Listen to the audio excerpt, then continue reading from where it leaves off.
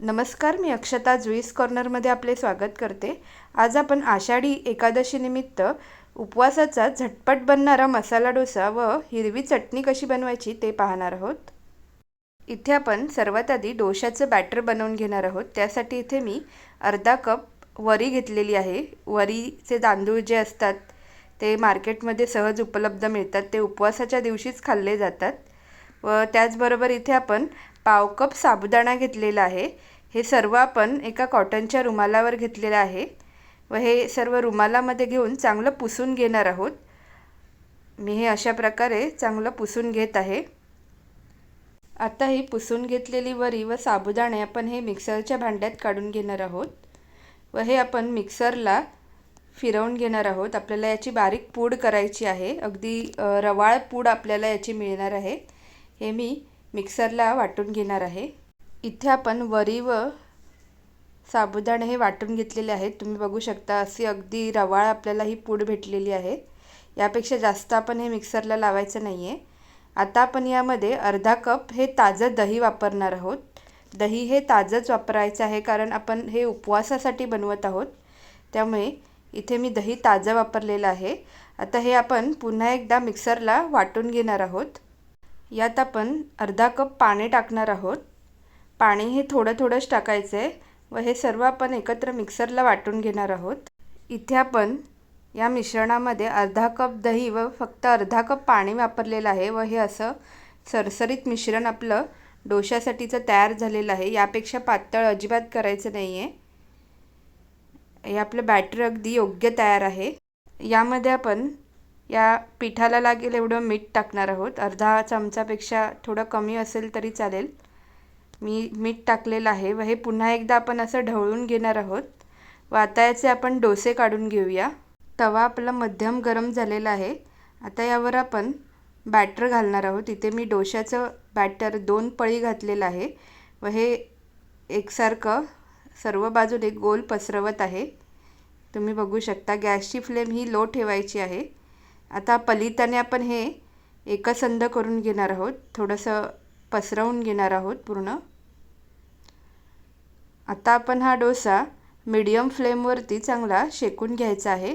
इथे आपल्या डोशाच्या कडा या मोकळ्या झालेल्या आहेत, तुम्ही बघू शकता। आता आपण हा डोसा परतून घेणार आहोत। तुम्ही बघू शकता किती छान लालसर रंग आलेला आहे डोशाला। आपला डोसा आता तयार झालेला आहे। आता आपण इथे उपवासाची बटाट्याची भाजी बनवून घेऊया। त्यासाठी इथे आपण 4 बटाटे उकडवून घेतलेले आहेत व हे अशा प्रकारे बारीक कापून घेतलेले आहेत। इथे आता आपण भाजीसाठी लागणारं एक वाटण बनवून घेणार आहोत। त्यासाठी इथे आपण मिक्सर जारमध्ये 2 हिरव्या मिरच्या कापून घेणार आहोत। हे इथे अशा प्रकारे 2 मिरच्या आपण कापून घेतलेल्या आहेत। त्याचबरोबर आपण यामध्ये एक अर्धा इंच आलं टाकणार आहोत। आलं आपल्याकडे उपवासाला चालतं, तुमच्याकडे जर नसेल चालत तर तुम्ही नाही टाकलं तरी चालेल, पण इथे मी आलं टाकणार आहे। व याचबरोबर आपण 1 चमचा जिरं टाकणार आहोत व हे सर्व मिक्सरला अगदी जाडसर आपण वाटून घ्यायचं आहे। इथे आपलं भाजीसाठीचं वाटण तयार झालेलं आहे। तुम्ही बघू शकता हे आपण जाडसरच ठेवलेलं आहे। आता आपण भाजी तयार करून घेऊया। इथे आपण कढईत 2 चमचे तूप घेणार आहोत।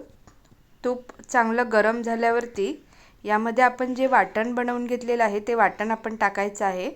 वाटण आपण या तुपामध्ये चांगलं भाजून घेणार आहोत। वाटण चांगलं परतून झालेलं आहे। यात आपण कढीपत्त्याची 7-8 पानं टाकायची आहेत व आता ही पानं देखील या वाटणामध्ये परतून घेतल्यावर आपण यात उकडलेल्या बटाट्याच्या फोडी टाकणार आहोत व या फोडी सर्व चांगल्या या वाटणामध्ये मिक्स करून घ्यायच्या आहेत।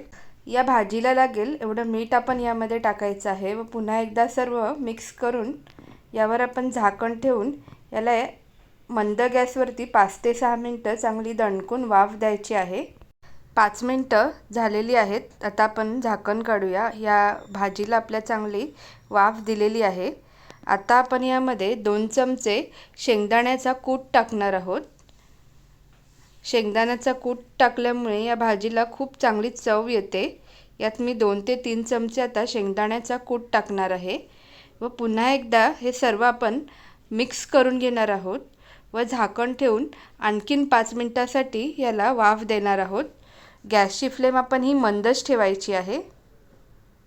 आपली उपवासाची बटाट्याची भाजी आता तयार झालेली आहे. यावरती आपण कोथिंबीर टाकून ही भाजी आता सर्व करूया. उपवासाची चटणी बनवण्यासाठी इथे मी पाव कप ओलं खोबरं मिक्सर जारमध्ये घेतलेलं आहे. त्यात आपण अर्धी हिरवी मिरची टाकणार आहोत. तसेच आल्याचे 2 छोटे तुकडे आपण यामध्ये टाकायचे आहेत. जास्त आलं टाकायचं नाही आहे. थोडीशी कोथिंबीर टाकणार आहोत व पाव चमचा यामध्ये आपण साखर टाकणार आहोत व या चटणीला लागेल एवढं मीठ आपण यामध्ये टाकायचं आहे व पाणी टाकून हे आपण मिक्सरला चांगलं फिरवून घेणार आहोत. इथे आपली उपवासाची हिरवी चटणी देखील तयार झालेली आहे. याला मी जिरं व कढीपत्त्याची फोडणी दिलेली आहे. इथे आपला उपवासाचा मसाला डोसा व उपवासाची बटाट्याची भाजी व उपवासाची हिरवी चटणी तयार झालेली आहे.